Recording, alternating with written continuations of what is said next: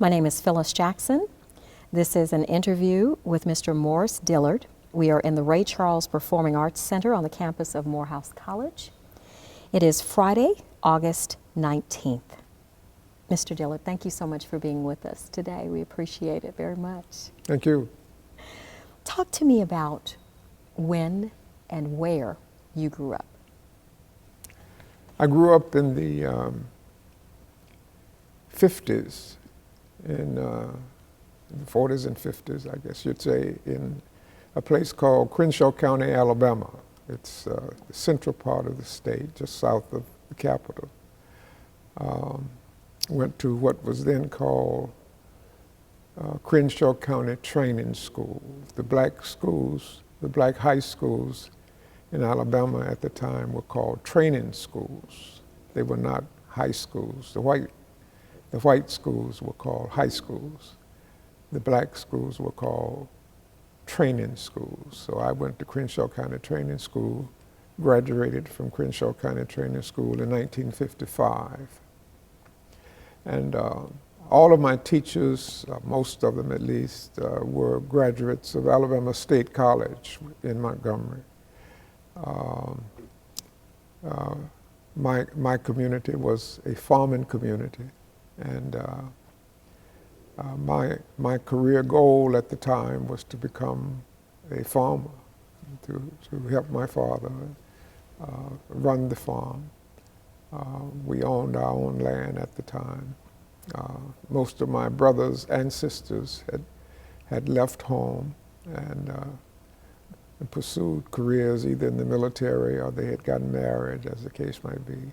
So only two of us were left, and it appeared that my father had decided that I was going to be the one chosen to run the farm. So that's what I had set my mind on. I had in high school I was a 4-H club member, what we call. So I raised prize bulls and other animals and carried them up to Tuskegee Institute and showed them.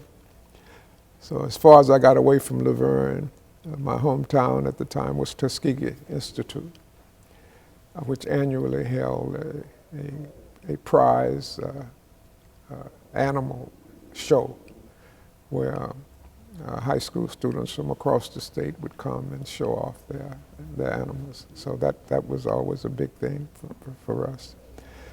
So my mother wanted me to go to college, and it was assumed that if I went to college, I would go to Alabama State, because there were one or two graduates of Crenshaw County Training School who did go to college, and there were only one or two went to Alabama State. So it never occurred to us that there was any other place to go but Alabama State.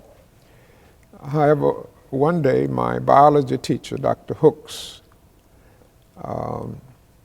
called me into his classroom, kept me after class one day and said, "I want to talk to you about college." And he said, "Have you ever heard of Morehouse College?" I hadn't. "Have you ever heard of Dr. Benjamin E. Mays?" I hadn't. He said, "We have been offered a scholarship for the top student in our graduating class to go to Morehouse College. It's not a full scholarship, but it'll pay your tuition, and they will provide an opportunity for you to work. Would you be interested?" Well, I mean, he said, he didn't give me an opportunity to answer. He said, "I think you ought to take it." And he said, "I know you're thinking about Alabama State, but Morehouse is an extraordinary institution, and Dr. Mays is one of a kind. And I think you ought to consider going to Morehouse. Go talk to your parents, and let's take it from there." I talked to my parents. My father said, "No, he's got to run the farm." My mother said, "He's going to college," and that was it. I mean, what my mother said regarding the children, pretty much, was law. I mean, my father went along with it after putting up a fight. So the decision was made that I would go to college. But my father didn't completely give up. We started the crop, we planted the crop, and I was getting ready to start working the crop. And my father was pushing me to work the farm. He assumed that I was going to continue to work the farm because there was nobody else who could drive the tractor, who could operate the tractor. We had mechanized the farm over my father's objection, by the way, when I was in when I was a junior in high school, and I had learned how to operate the tractor, and there was nobody else in the family who could operate the tractor but me. So, I guess my father's there was method to his madness. He says if I could, and he always supported me when I insisted that nobody touched the tractor but me. So I'm working the farm, and one day it hit me that I need to leave this farm if I'm going to college, because I had linked the scholarship and work, and it was time to go to Atlanta, to come to Atlanta, to catch the train to go to Connecticut for the part-time employment. I didn't know what all that meant, but I just knew that they had said, you get a scholarship and you get a chance to work in Connecticut on the tobacco farm. Well, I knew farming, so that made sense to me. So I parked the tractor in the field, went home, and said to Mama, I'm ready to go. And she said, good. My daddy came in and said, what are you doing here? You're supposed to be plowing the farm. And I said, I'm getting ready to go. And my mother said, she called him Jack. Jack, he's going to college. And he said, Sadie, he called her Sadie. He can't go. No, there's nobody to run the farm. And she said, well, we'll make it. We'll find somebody. How old were you? I was 18. You were 18 at that time. I was 18 at the time. And all you knew up until this time, where Mom said this young man is going to college, was the work was you were doing farming. on the farm. All I knew was farming and related work on the farm. Yeah, that was it. What was your childhood like outside of farming? We were a very close-knit family, working and going to church were the major activities that we engaged in. We had friends in the neighborhood, and we were close with certain families and not so close with other families. So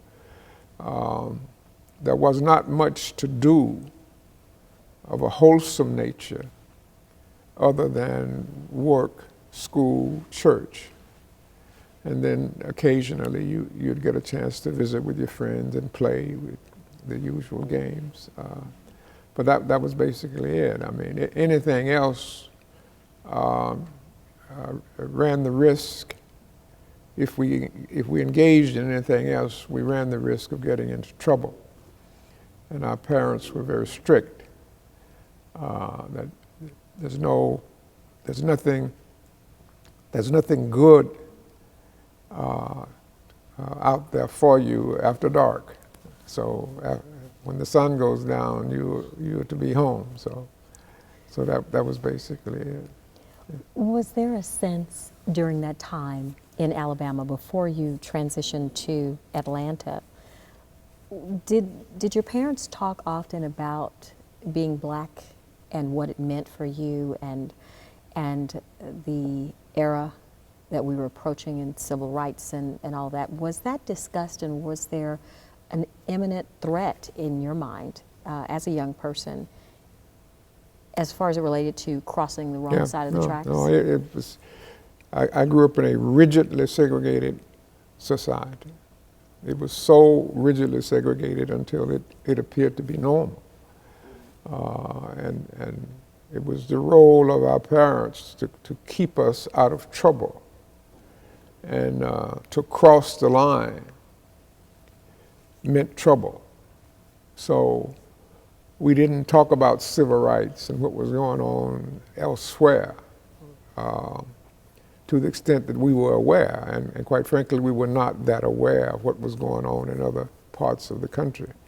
We just knew that there were things that we were supposed to do, and there were things that we were absolutely forbidden from doing. And one of the things that we were forbidden from doing was getting out of line. And just to say, they call it getting out of your place.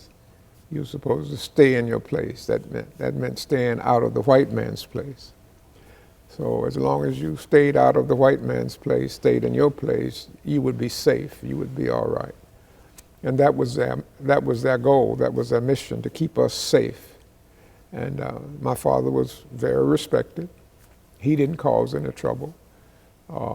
He was able to get whatever he needed from the white business community. He was highly thought of in the black community as well as the white community. So they didn't see any reason to rock the boat. It wasn't until afterwards, until I came to Atlanta, that the whole question of segregation began to move from an abstraction to a very, very concrete matter. My first experience with hardcore segregation occurred when I came to Atlanta. I caught a Greyhound bus in Montgomery to travel to Atlanta. I had been given instructions as to how to get from the bus station to the campus, to the Morehouse College campus. And the instructions were very simple. Walk outside the Greyhound bus, catch the number 3 Fair Street bus, and it will bring you to Morehouse College. And we'll take it from there. And I did. It's interesting because when I got on the Greyhound bus in Montgomery, instinctively I knew to go to the back of the bus. Nobody told me to go to the back of the bus. I guess I don't remember anybody telling me you need to ride in the back of the bus. I just knew that that's where I was supposed to be. But when I got to Atlanta to transfer from the Greyhound bus to the city bus, when I presented myself to the driver and put my fare in the fare box, I didn't see anything but black folk. And so I took the first seat that I saw, which was in the front of the bus. And that's when segregation, hardcore segregation, that's when I confronted hardcore segregation. And the driver got out of his seat and he cursed me from A to Z. I mean, he just went bonkers. He went crazy. And I imagine an 18-year-old kid from the farm in Alabama being for the first time in his life, confronted with racism of the worst kind, and not knowing what it was. And it was, and I guess somebody among those black passengers, because the rule at the time in Atlanta was you loaded the bus from the back to the front. And as long as there were no white folk on the bus, and the bus was full, you could sit up front. But if there were seats in the back, that's where you went. And apparently somebody figured that I didn't know what the rule was. So they came up and told me that I needed to come back where they were. And I did. And he took off, and that's when my life changed. That's when I began to feel in a concrete sense what segregation was all about. And so you arrive, and by the time you make it to campus, you now are faced with a lot of rules that you Yeah. have to make sure are adopted. That's right. And also being faced with the surroundings of African American men That's right. of high intelligence. Tell me how that felt for you, because you're getting what many may call a total immersion That's at right. this point. That's right. So how did you feel encountering Well, that? I was pretty cocky, I guess, because I was at the top of my class, graduated from high school, so I had my little valedictorian pen, and I thought I was pretty hot stuff when freshmen reported to campus. And what I learned quickly is that everybody had a valedictorian pen. Apparently that's how Morehouse was recruiting at the time. It was recruiting black male valedictorians. Apparently that's how they found out about Crenshaw County Training School. They just sent a notice to all black high schools in the country, or in the South, as the case might be, and said, we are going to offer a scholarship to your valedictorian. I'm guessing that's how they found out about Morehouse. In any event, immediately, I mean, very quickly, my cockiness, disappeared, and I realized that I was just one of several hundred young men. But within a matter of days, I was introduced to Dr. Benjamin Elijah Mays, and my life changed forever. Because that's what Morehouse meant at the end of the day. Morehouse meant Dr. Mays. And Dr. Mays, who had come up in segregated conditions, and he knew what it meant to be abused and treated as less than equal. And his mission as president of Morehouse College was not only to teach us science and math and literature and whatever, but was to de-brainwash us and to teach us that we were human beings, first of all, and that we were capable of doing anything anybody else could do and more if we simply applied ourselves. And his mission was to pound that into us every day, every day, every day. And I came to love him as a father, and I came to admire him as a mentor. I just fell under his spell. And he apparently saw something in me. We were not very, very close until I graduated. We got pretty close because he brought me back to the faculty after graduate school. But during my sophomore year, I guess it was, he recommended me as one of 3 students to be given a travel study scholarship abroad. Chairman of the Board of Trustees at the time, Charles E. Merrill, was given $3,000 per student for 3 students to travel abroad. His direction was, take this money, leave the United States for a year and see how other people live, and see if your eyes will not be opened onto another world. And I was one of the 3 selected. And Where did you go? I ended up in France, in Paris. But I traveled Great Britain, including London, and Ireland, Scotland, Germany, the Netherlands, several places in Europe a while there. But I settled in Paris. I fell in love with Paris. And contrary to the instruction of Mr. Merrill, I decided that I wanted to learn the language. And so I went to a language school and found that I had a facility in language, in foreign language, in French. And I studied French and became fairly proficient in French, and went from studying the language to the university. And of course, I was exposed to young people from all over the world.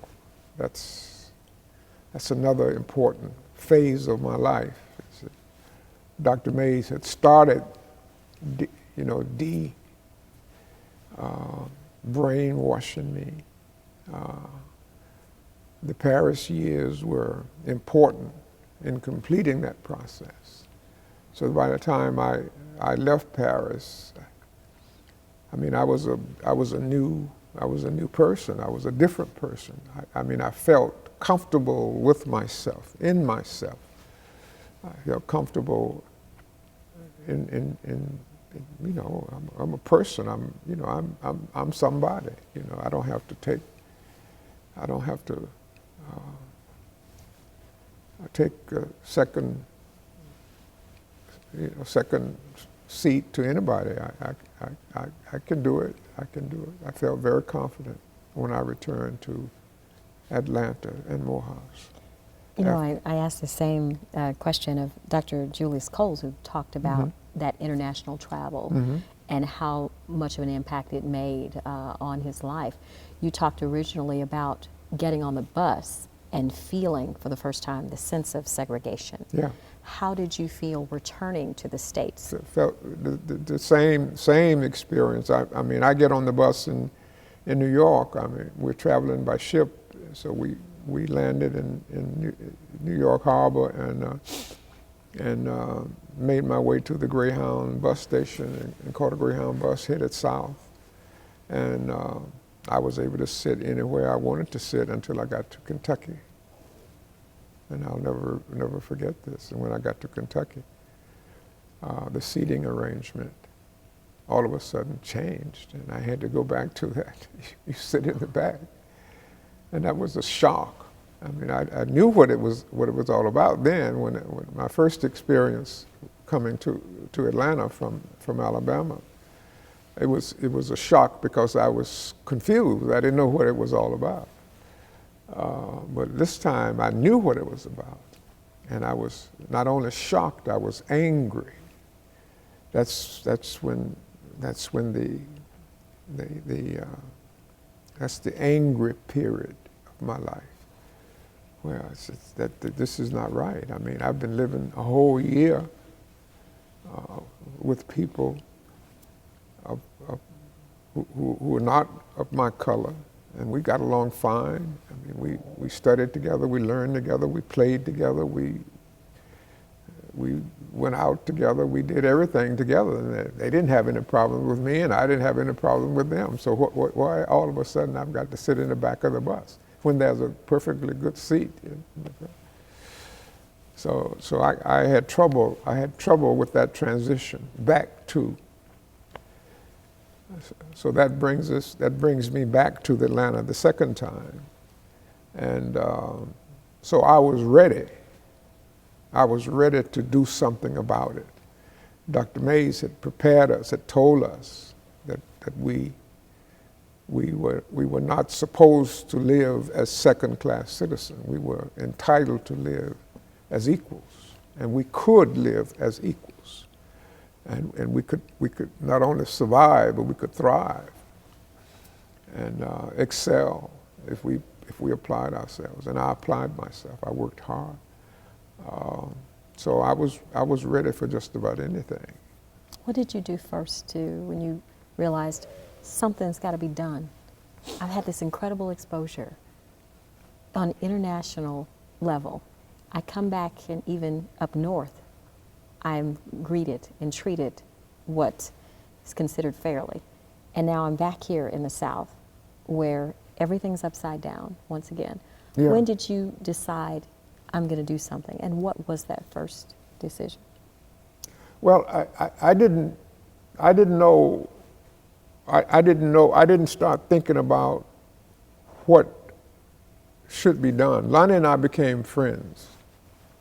We took classes together, and we started talking about things. Lonnie was older than the average student. I was out of my class now because I had been away for a year, and so my class was ahead of me by a year.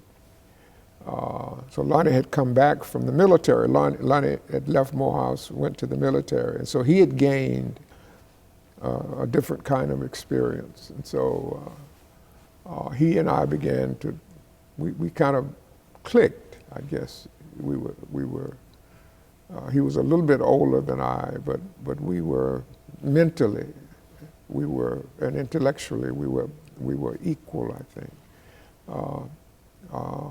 And so we began to talk about things, but I was not prepared to do anything at that point because I was concerned about my family back in Alabama. I was concerned. Obviously, I learned that things were beginning to happen in other parts of the country. The sit-in movement in North Carolina started in 1960, and of course we all knew about that. That was an explosion onto the American scene, and it was Lonnie who took the North Carolina sit-in movement experience and said, we can apply that here in Atlanta. And it was he who made the first step to do something. But I was ready. The only question for me was, how can I do it? How can I get involved? And I knew I had to get involved and protect my family back in Laverne, Alabama. My family, which was still living under a very, very rigid, segregated situation. So I had to walk that tightrope. But there was no question but that in some shape, form, or fashion, I was going to get involved in the student sit-in movement in Atlanta.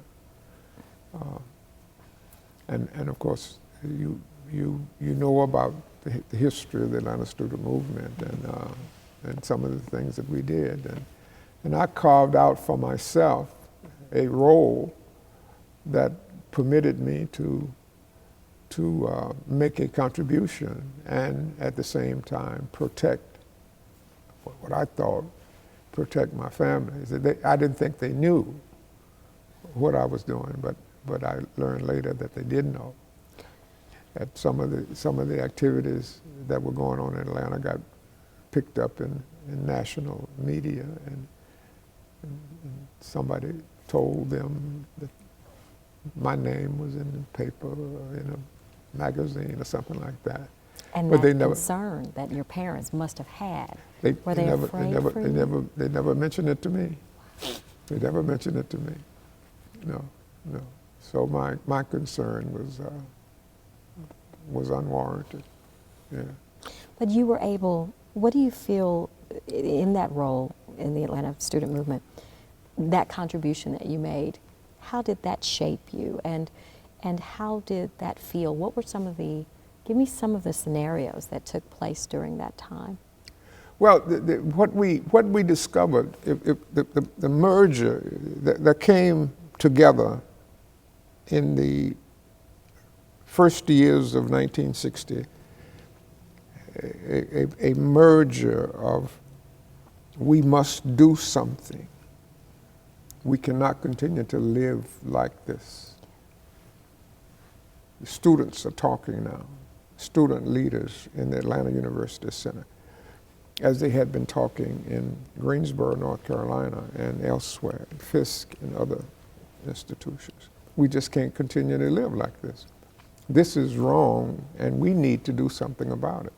Some things are going on, but they don't seem to be impacting us. And at the pace we'll be dead and gone before change comes about. So we can't wait. We've got to do something about it. So that's that urgency to do something coming from the young people, most of them college students, on the one hand, and then the nonviolent movement that Dr. King had launched in Montgomery, in the big way in Montgomery with the bus boycott. They kind of came together. So that the nonviolent movement became for us a tool, a technique that we can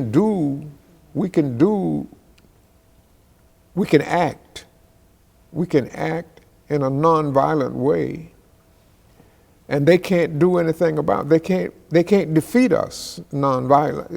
If we as long as we remain nonviolent, they can't defeat us. That becomes an acceptable tool. I mean, we had, you had stories of blacks rising up, going all the way back to slavery, and being cut down by the slave masters, and then by the segregationists and so forth. So we knew that was not going to work. A violent response to the conditions that we face would not work. We knew that for a fact because many of us had experiences. That's why my parents, their job was to keep us safe and away from that violence, that any attempt to rise up against segregation would be met with. So along comes this nonviolence thing that King was talking about. And we said, we can do this and do it in a nonviolent way, and they won't have any basis for attacking us. Who can argue? Who can argue with young people, well-dressed, well-spoken, well-behaved, saying all we want is a hamburger? We are in this store to buy what you sell, and you sell hamburgers. Well, we want a hamburger too.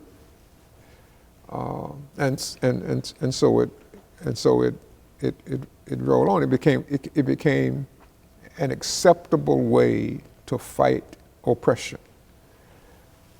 It certainly became that for me.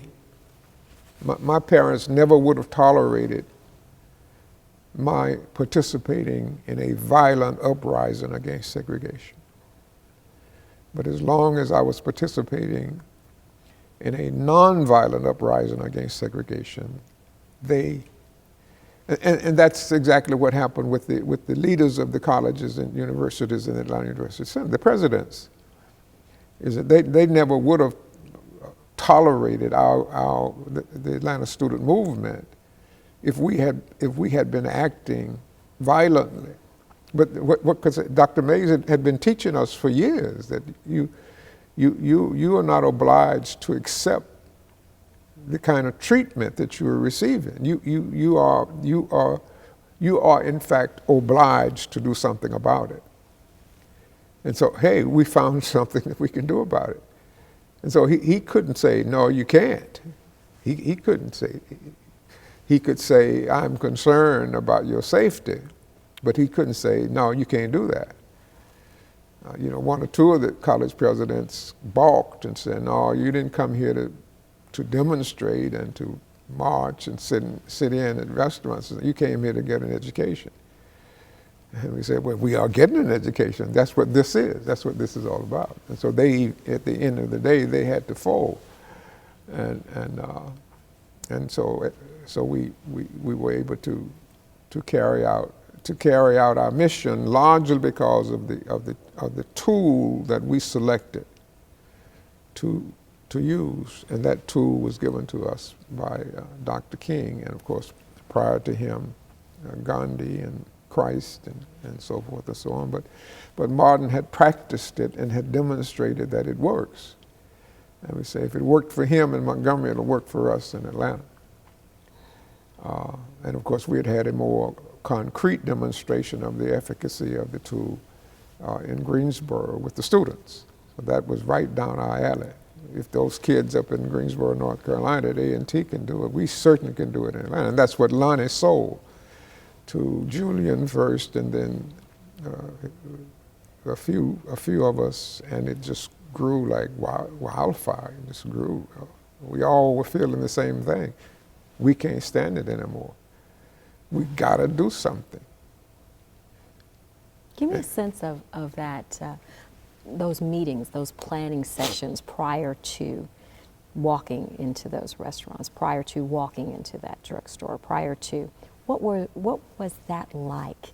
Because there seemed to have been, during that time, more of a solidarity, a oneness, a unification, where everyone was on the same page in terms of the objective, and everyone seemed to be on the same page in terms of strategy.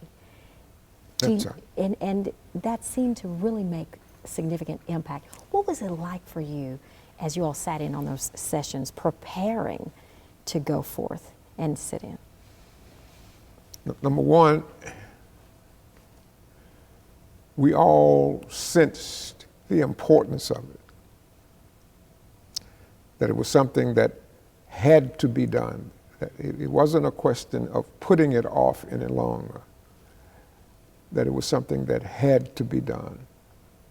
Number two, it was something that we could succeed in, succeed in, and that it would make a difference in the quality of life, not only for us, but for our children and our parents and for the whole community. That it was important. It wasn't a game that we were playing. You know, this was big. I mean, we had laid out in the appeal for human rights, which Rosalind Pope wrote. I took the lead in writing. Lonnie had inspired us by his incredible courage, quiet, never backing down, but never overplaying his hand. Lonnie's a big guy, you know. He could have inspired us to violence. I guess he could have, but no, very calm, very cool.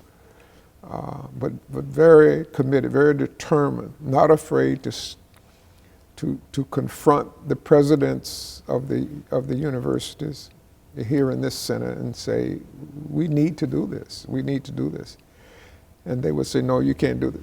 We need to do this. We are going to do this. And he would come back to the student movement, the student meetings, and say, this is what happened.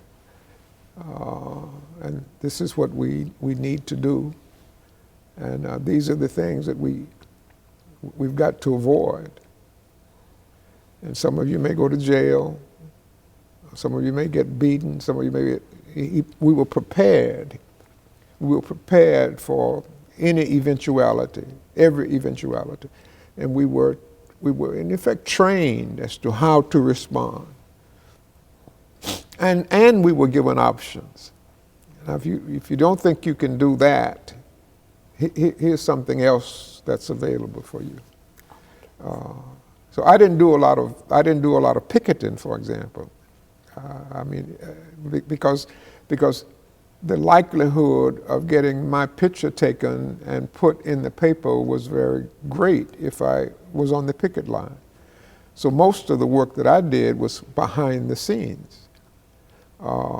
I spent a lot of time with Lonnie strategizing, you know, talking about, you know, what do you think about this way? Have you thought about it this way?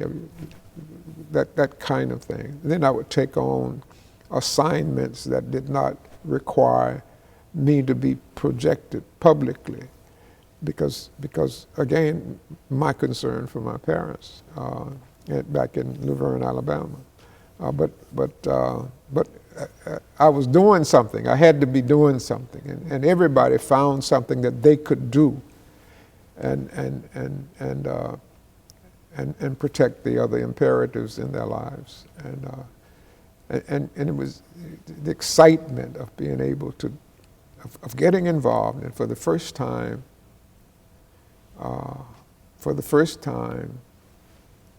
grabbing the bull by the horn and moving forward with it. Yeah. Give me a sense of the atmosphere, maybe on one of those very first events. What was the atmosphere like? How did calmness? Calmness was the key. We were told you got to be careful. You don't want the headline to be hundreds, thousands of students out of control, running up and down the street, breaking windows. You don't want that. No, we've got to be absolutely disciplined. And so, although there was excitement, it was controlled excitement. We never allowed, when you look around, a demonstration or a march or a sit-in scheduled for Monday, we need everybody who can come. If you don't feel like cutting class, that's your choice. You don't have to cut class, and at first 100 will show up, and then 150, and then 200, and then you look around and there are 1,000 people, 2,000 people, and you just imagine the excitement as growing as the crowd grows. And the tendency is, in a situation like that, is to lose control of all of that energy, and let it spill over into acts of violence. But we knew that would defeat our purpose, and that there were people out there who were expecting us to do that, and there were even people out there who were determined to provoke us to respond that way. But the challenge to us by our leaders, by people like Lonnie and others, the challenge to us was, do not allow yourself to be provoked. Because if you do, you're going to defeat the purpose. You've got to remain disciplined. And so we whipped ourselves into a well-disciplined army. I mean, that's really what it was. And we began to use army terms. The commandant, we organized into platoons. This group goes here. Here's the communication network between you and headquarters. You call us with the least incident. Call headquarters. And we'll know what to do. We'll provide instructions, and you don't question. You act when we say do this. You do this. So it was discipline was the hallmark of the Atlanta student movement. Because you had several thousand students out there on any given day, and all of them were not absolutely convinced that nonviolence was the way, but they were convinced that violence was not the way. That if they acted in a violent way, it would defeat the whole movement, and so they acquiesced, and then you had the mental fortitude to be able to carry out something like that. Yeah. During that time, during that very crucial time, I heard you talk about Martin Luther King and his impact. How, even though he was gone, had left by the time you were a student there, it was clear that you all employed those tactics successfully. What kind of impact did Martin Luther King have on you? Well, the first impact, Atlanta was noted at the time for having a group of black leaders, well established. They were preachers, teachers, business people who met with white business establishment, business leaders, and they negotiated.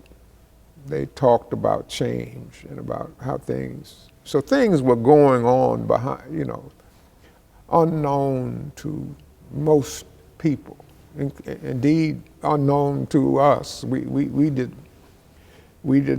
learned about some of the things that they were trying to accomplish through these negotiations. But we learned about those things after we launched our movement. Okay. It was slow. The first time I heard about Martin was when the word came that Martin was going to move from Montgomery to Atlanta because he wanted to expand his reach, and he could do it better from Atlanta than he could from Montgomery. He was going to set up headquarters of the Southern. I think the Southern Christian Leadership Conference had just been formed somewhere in Alabama, but it was not catching on. So he thought he could expand it more quickly from Atlanta. And believe it or not, there was opposition on the part of some of these leaders that I'm talking about to Martin coming to Atlanta. The attitude was, we don't need Martin in Atlanta. We've got it under control. He ought to stay in Montgomery. We can take care of Atlanta. So that was pretty strong opposition to Martin coming to Atlanta. But it didn't stick. It didn't stick. He was determined. His father was one of the members of this group of black leaders who had been meeting with the white folk, trying to negotiate change on a gradual basis. So he was conflicted about his son coming to Atlanta. But his son was determined, and he came. So that was my first, kind of direct knowledge of Martin and what he had done already in Montgomery. I mean, we had read about it, heard about it, but we hadn't really gotten it, the full meat of what he had done in Montgomery. And we didn't get that until he came to Atlanta. So when we launched our movement, we would, we'd peak. We'd hit peaks and then we'd hit valleys. And there were times when we'd hit a valley, we said, we've got to do something to pep things up. And Martin was one of the people that we would turn to see if he would come in and give us a lift. Not lead our movement, not take over our movement. And Martin never did a lot of work in Atlanta, by the way. His headquarters was in Atlanta, but most of the work that he did was outside of Atlanta, in Albany, Georgia, and Birmingham, Alabama, places like that. But not a lot. But we called on him from time to time and asked him if he would come in and maybe walk the picket line for us, with us. And he did. He responded that way. And that's how I got closer and closer to him. And he learned to spend a lot more time with him on a consulting basis, just seeking his advice on what he might do in a certain situation. Yeah. When you look at the time you spent from your international exposure to coming to the reality, to the understanding that, hey, I am an important contributor to society. I'm a citizen, and I should therefore be treated with respect, that which facilitated this movement and your involvement in this movement, to what you see transpiring right now, the modern day movement, some might say. some of the same ills and challenges we faced during the civil rights movement at its height, we seem to be facing yet again. Can you compare and contrast for us your thoughts on what's happening with the Black Lives Movement in comparison to the way in which the strategies were employed to get something accomplished during the civil rights movement? Well, I'm reluctant to compare the two movements for this reason. The situations are dramatically different. What we faced in 1960, in the 1960s, and what the Black Lives Matter movement faces today are complete. It's like night and day. Our enemy was visible, was staring us in the face, daring us to stand up and be counted as men and women. I mean, they were asking for it. No doubt about it. The points of attack were yours for the asking. You didn't. All you had to do was pick one. You pick one. Today, the enemy has adapted. The enemy started adapting as soon as they realized that they couldn't beat us. They couldn't win. They couldn't win. They could not compete with the nonviolent tactics that we were using. They didn't have anything to compete with. It took them a while to develop a strategy to successfully achieve what they had already achieved. It's like going from slavery to segregation and Jim Crow to integration. Okay? Now, the challenge is to go from integration to something else that means the subjugation of a people. We got to find a way to put them back in that place. They've gotten out of that place. We lost that battle, but we haven't lost the war. That's what they were saying. On the other hand, we were saying we've won the battle / the war. When all we had done was to win the battle. That's all we did. That's all we did in the early 60s. We won the battle. And then we said, having won the battle, let's go back to what we had planned to do all along. Okay? Whereas the enemy saying, we lost the battle. Now we got to figure out how to win the war. And so they developed strategies that we weren't even aware of. And now we are faced with a situation that is as bad as, if not worse than, the one we faced in the early 60s. And we don't know how to deal with it. The Black Lives Matter movement reflects, I think, the same kind of frustration and anger that we experienced in the early 60s and said, we've got to do something about it. They're saying the same thing. They're feeling the same thing. And they're saying, we've got to do something about it, but they don't have the tools that we have. They don't have the tools that they don't know what the enemy is. They can't see the enemy now. We could see the enemy. They can't see the enemy now. And so they are out there flailing. They're out there, and they've got all kinds of competition.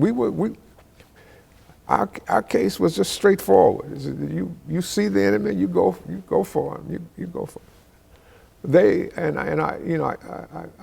I look at some of the things that they are doing, and I'm saying, oh my goodness, why are they doing that?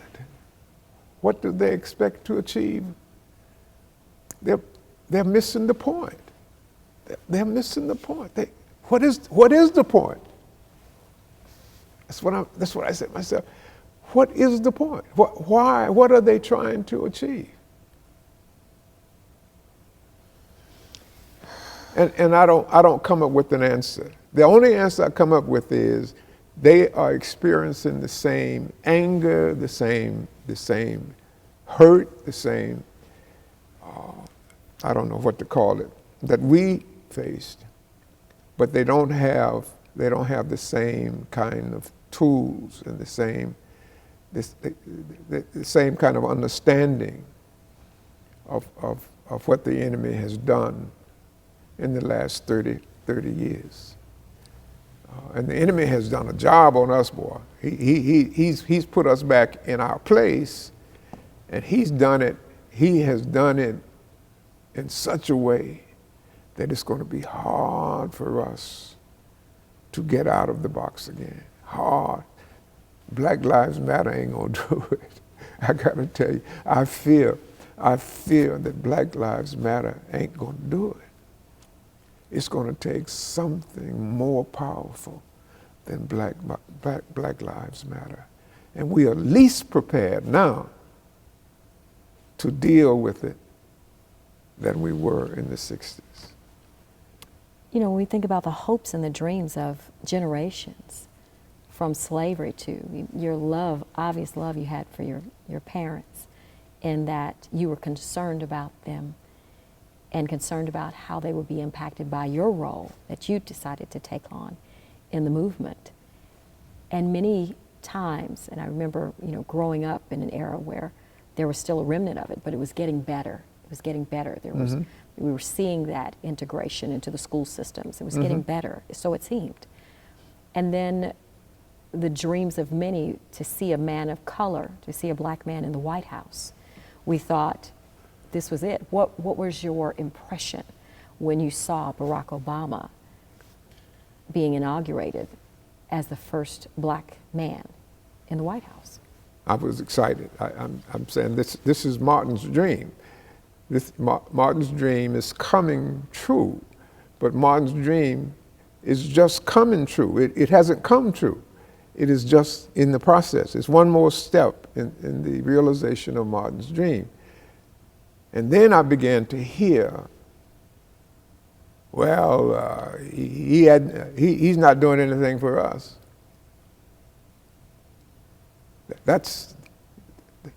These are black folk talking now, by the way. I'm not sure we weren't better off without him. These are black folk talking now, okay?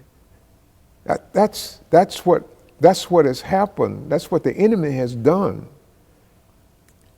since we won the war. I mean, the battle. Since we won the battle, but forgot the war. There was a war out there to fight. See, Barack is a product of the battle that we won. But he is limited in what he can achieve because we did not stay to win the war. He pride, but there's so little that he has been able to achieve compared to what he would have been able to achieve if we had stayed the course. If we had stayed the course. We won that battle, right? But boy, it's just a battle. It's just a battle. we've got so much more to do in education, in economics, and you just name it. We stopped, we laid down. Many of us were tired, by the way. Many of us were tired. We were just burned out. And rather than training another generation to take over and carry on the war to its conclusion, we just kind of laid down and said, I want to raise my family. I want to, you know, I got to get a job. I got to, you know, and they didn't know. When I say they, the next generation that should have carried the war on, they didn't know. They didn't even know what happened. My kids didn't know what happened. They didn't know what I did. I said, what? You were involved in that? You did that? Oh, well, I didn't know that. Why? They didn't know. Of course they didn't know that. I never told them that. We should have not only told them that, we should have trained them to carry on the war. And by now, I think we would really be somewhere. Is it too late? Oh, we've got to start all over again. And we are starting from an inferior position. I don't know, I'll never say too late. But I don't think we're going to be able to, you fool me once, you know, we ain't going to be able to fool them again. We were the beneficiaries of surprise. They never thought that we would. They never thought that would come along a man like Martin Luther King, who would stay the course.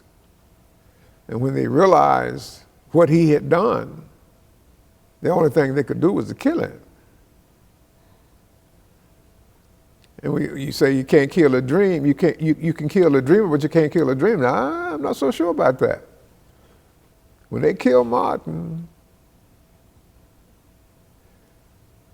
they may not have killed the dream, but boy, they sure did leave it banged up pretty bad. So is it too late? God, I don't know how to answer that. I don't know how to answer that. Let's say I'm pessimistic. Let's say I'm pessimistic. And if you'd asked me that 15 years ago, 20 years ago, I would have said absolutely not. We've got to regroup and realize that the war was not won, only a battle was won. Now let's regroup and continue the war until we win it.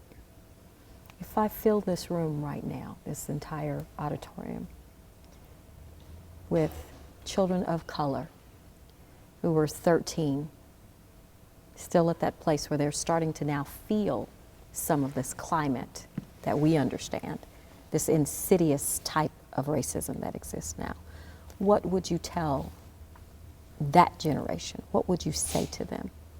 I tell them that the war is still raging, but we are losing, and losing badly. We're losing in every aspect of life. And that unless some of you rise up and devote your lives unselfishly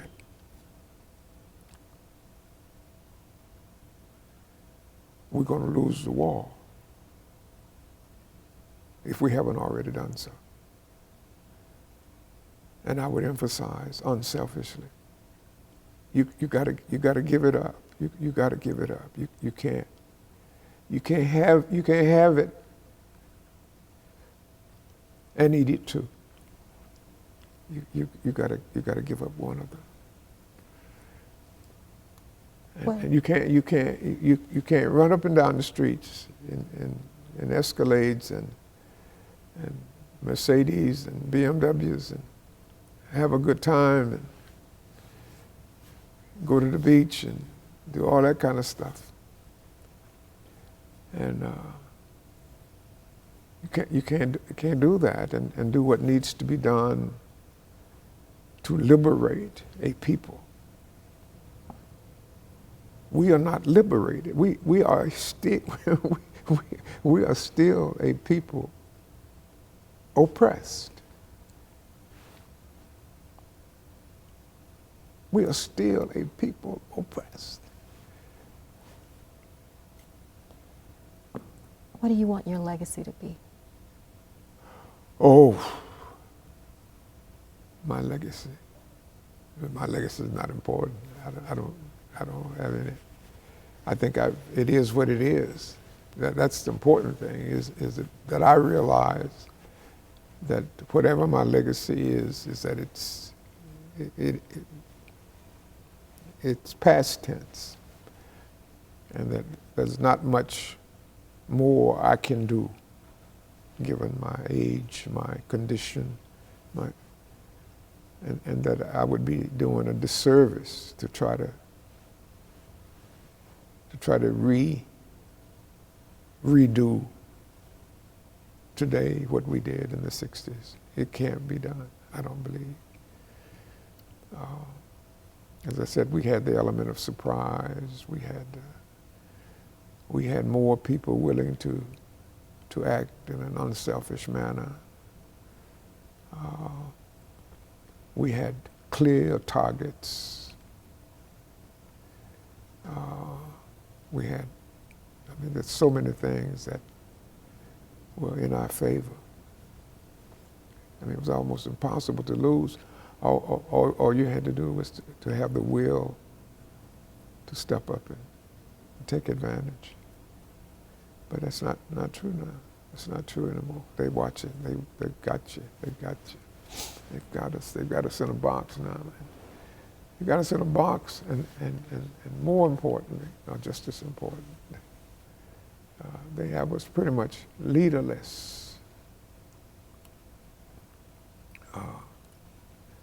So all of those things did not exist in the 60s. We had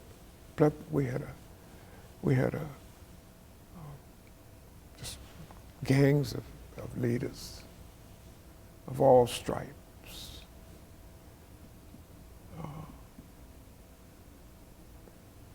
Who shared, most of all, their commitment to liberation,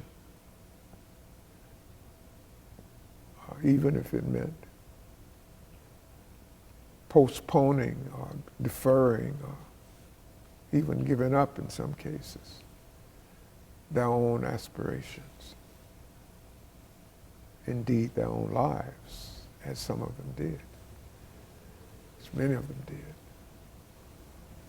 I don't know how many you can find now. How many leaders can you find willing to do that now? That room full of kids, they're going to be sitting up there. Half of them are going to have on these things. They're going to be listening. They're going to have on these things they put over their ears when they don't want it. They're going to be listening to music and stuff, whatever. And they're going to be yapping, and they can't wait to get out of here. So well, I can tell you that you've had a significant impact on this generation, on this one, or even what you shared. I'm not sure we did. I'm saying I'm not sure we did. We failed at the most critical point, and that was at the point of transition. Every revolution, every successful revolution has a start,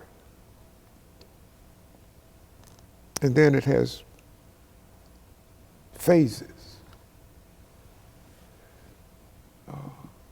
We got off to a great start, and we maybe got through one phase.